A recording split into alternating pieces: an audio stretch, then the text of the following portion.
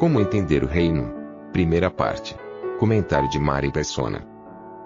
Primeiro ponto é o seguinte: o reino dos céus é dos céus, ele não é da terra, a origem dele é os céus. E na terra ele vira essa confusão que nós sabemos que virou.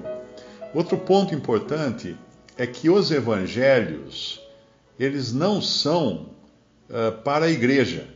Não que a gente não usufrua dos evangelhos, ou do que o Senhor ensinou nos evangelhos. Mas quando o Senhor veio ao mundo, ele veio no caráter do rei. Primeiro veio João Batista, aquele que veio antes, o mensageiro do rei, para avisar: o reino de Deus está entre vós. Tem algumas versões que fala está dentro de vós. Está errada essa versão. Muita gente fala assim: não, nós já temos o reino de Deus dentro de nós. Não, não é isso. Está errada. A versão correta é que fala: o reino de Deus está, o reino dos céus, não lembro agora, está entre vós. Por quê? Porque o rei estava entre eles. Então, o rei estando entre eles, o reino estava ali. É como um rei, quando ele vai para algum lugar, ele leva o reino junto. Ele leva o reino junto com ele. Ainda que ele esteja numa terra estrangeira, os seus súditos que estão em torno dele estão dentro da esfera do reino. Porque o rei está ali. Onde o rei anda, o reino anda junto. Por isso que Napoleão, na hora da sua morte, ele falou que o único rei que enganou ele, o único rei que enganou, Napoleão morreu triste, porque ele falou assim: só teve um rei que me enganou, foi Dom João VI, rei de Portugal. Por que Dom João VI? Porque todos os reis acabaram vencidos por Napoleão, e Napoleão foi invadindo um país atrás do outro. E quando ele chegou em Portugal, ele bateu na porta e falou: cadê o reino? Aí falaram: mudou-se para o Brasil. Mudou-se para o outro lado do Oceano Atlântico. Então ele caiu do cavalo, porque ele foi invadir o reino de Portugal, mas chegou lá, tinham tirado o reino de Portugal, levaram para outro lugar. Então ele não conseguiu invadir o reino de Portugal. Ele invadiu uma terra que onde era o reino de Portugal, mas o rei, toda a corte de 30 mil pessoas, tinha atravessado o Atlântico e estava no Brasil agora, que foi quando Dom João VI veio para o Brasil e trouxe o reino junto. Então é muito importante entender que nos evangelhos nós não temos igreja, a não ser duas citações, que é Mateus 16 e Mateus 18, e ainda assim futuras: edificarei, o verbo fala no futuro, a minha igreja. Então não existia igreja ali. A igreja não é Israel, a palavra igreja é eclésia no grego, que significa reunião de pessoas. Então, nesse sentido, às vezes nós encontramos Israel chamado de reunião de pessoas, ou congregação. E às vezes nós encontramos a igreja chamada de congregação.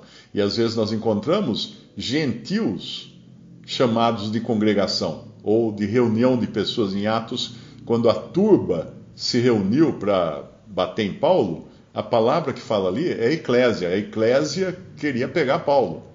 Alguém fala: mas como que a igreja queria pegar Paulo? Não, a eclésia porque era uma reunião de pessoas, era uma manifestação de pessoas reunidas. Mas nos evangelhos nós não temos igreja, nós não temos cristãos nos evangelhos, no sentido que hoje nós usamos a palavra cristão, que são pessoas convertidas a Cristo na atual dispensação, que inclui a igreja, desde Atos 2. Então, o que nós temos no Evangelho, então? Nós temos judaísmo. Judaísmo, no Evangelho, o Senhor fala para dar o dízimo. Muita gente fala assim: mas o dízimo, tem que ter o dízimo na igreja. Jesus falou para dar o dízimo. Sim, no judaísmo. Porque nos Evangelhos, o Senhor Jesus manda matar animais para oferecer sacrifícios. Quando uma pessoa era curada, ela tinha que ir até o templo, até o sacerdote, e oferecer os sacrifícios ou as ofertas que eram solicitadas para quando uma pessoa fosse curada. Quando o Senhor Jesus nasceu, Maria teve que fazer o sacrifício. Ela deu duas pombas, se não me engano, não é? Que era o sacrifício de pobres, não era o sacrifício de rico. O rico dava uma ovelha ou um novilho ou algo assim, mas o pobre dava 2 pombas, como fala no Antigo Testamento. Aquela ideia também de que José era um homem muito rico e que hoje todo mundo tem que ser rico. Então, como é que ele deu 2 pombas quando a mulher dele precisou fazer a oferta pela purificação, por ter tido um trabalho de parto, né, por ter dado à luz uma criança? Então, tudo ali é judaísmo.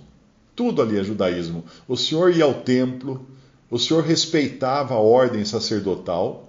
Ele respeitava a ordem sacerdotal, porque Ele próprio tinha instituído aquela ordem sacerdotal no Antigo Testamento. Ele é o Jeová do Antigo Testamento. Ele, inclusive, se submetia àquela ordem sacerdotal. Ele denunciava os religiosos da sua época, mas ele não criou nenhuma rebelião contra, falar assim, não, vamos tirar esses sacerdotes daí, vamos destituir essa gente, que está tudo errado. Não. Ele tirou os vendedores do templo, que estavam usados, e ele fala assim, a minha casa será chamada de casa de oração. Ele era dono daquele templo, e ninguém percebeu isso, que ele era o dono da casa de Deus, era ele, né? Agora, então, muito importante entender isso. Não tem igreja, não tem cristianismo nos evangelhos. Não tem. E não tem promessa de ir para o céu, a não ser quando nós chegamos nos últimos capítulos do Evangelho de João. Por quê? Porque a promessa para o judeu não era de ir para o céu, era ir para a terra. De ir para o reino, entrar no reino milenial de Cristo na terra. Então, o que aconteceu, aliás, é difícil encontrar uma passagem na Bíblia, eu acho que nem tem diretamente, dizendo que você vai para o céu. O Senhor fala que na minha casa tem muitas moradas, né? Vou preparar-vos lugar. Mas a expressão, quer ir para o céu, nunca é usada na Bíblia. É interessante isso, né? É muito estranho até. Paulo não fala que ele queria ir para o céu.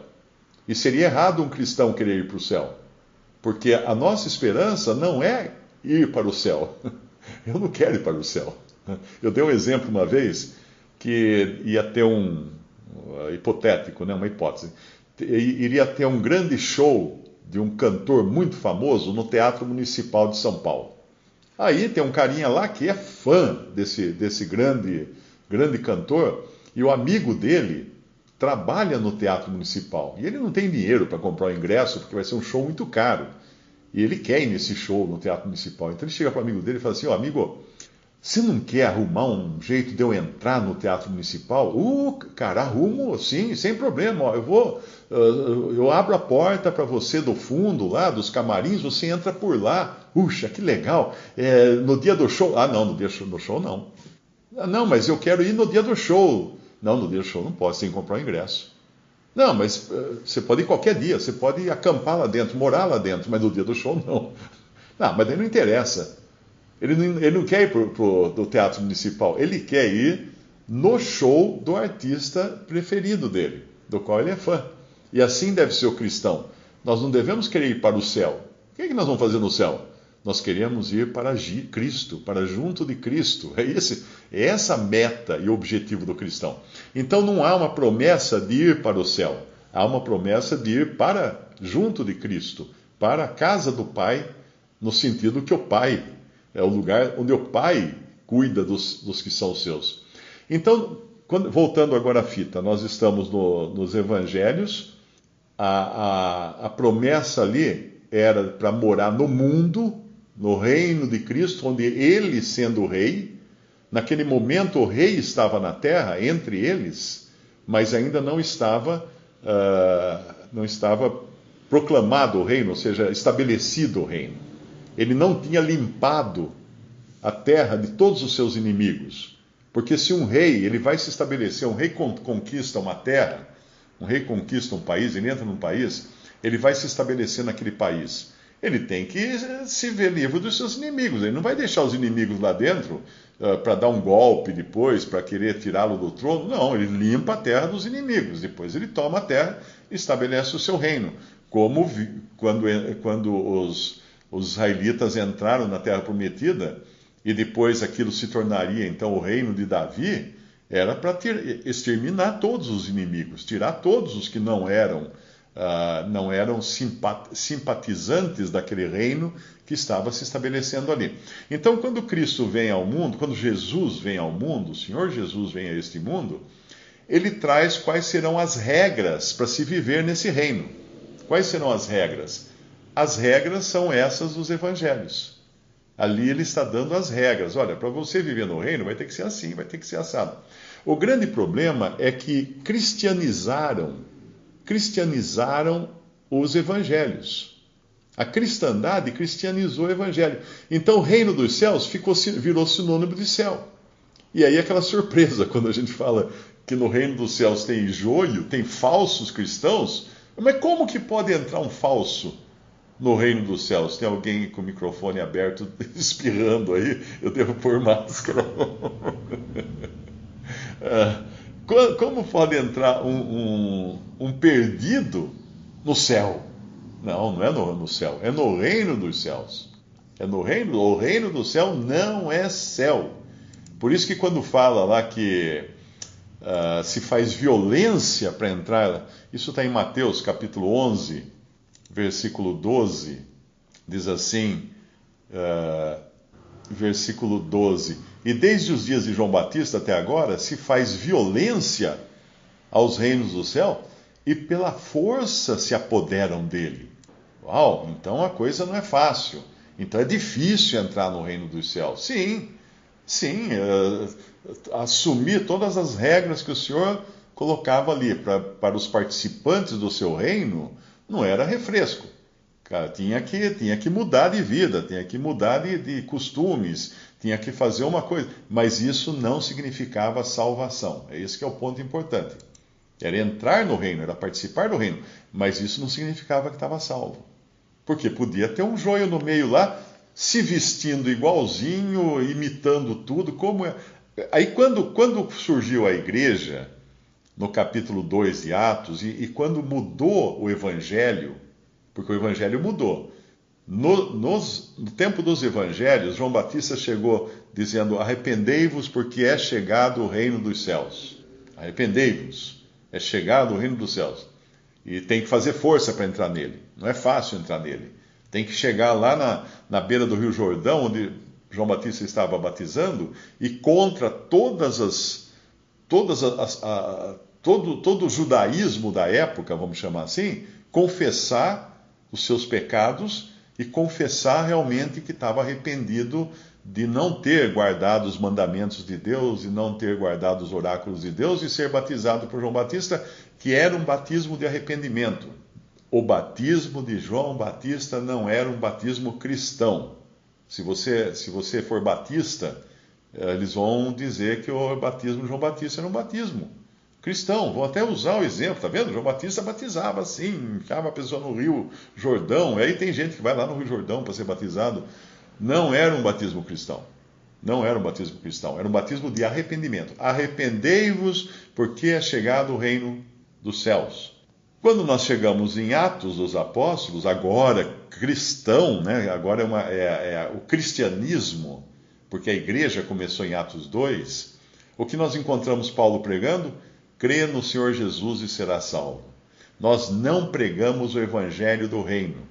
Isso ajuda a entender um versículo de Mateus 24 que diz assim: e este evangelho do reino será pregado em todo o mundo e então virá o fim.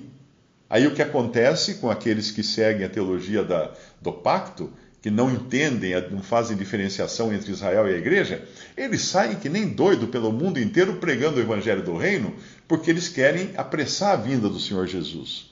Eles acham que a hora que tiver todo mundo evangelizado, o Senhor vai olhar lá do céu e vai perguntar: está pronto o mundo para eu descer? Vocês já evangelizaram todo mundo? Todo mundo é cristão agora? Ah, então tá bom, então agora eu vou descer. É como se o homem tivesse que dar uma mãozinha para Cristo voltar. Não vai dar mãozinha nenhuma para Cristo voltar. Ele volta quando ele quer voltar.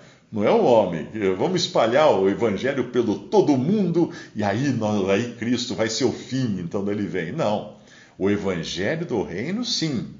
Porque ele voltará a ser pregado durante a grande tribulação.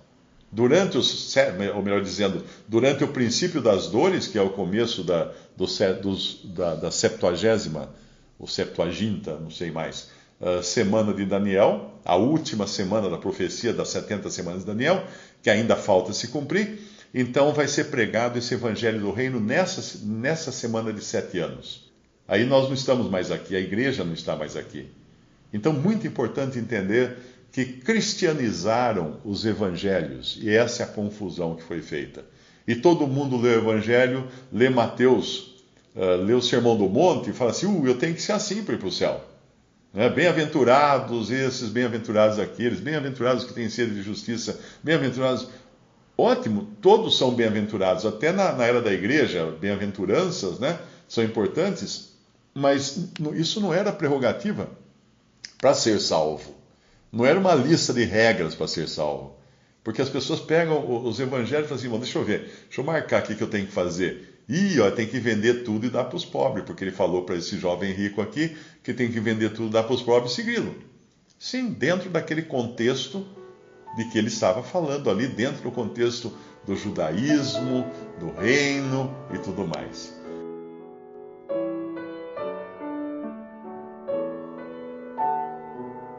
Visite Respondi.com.br.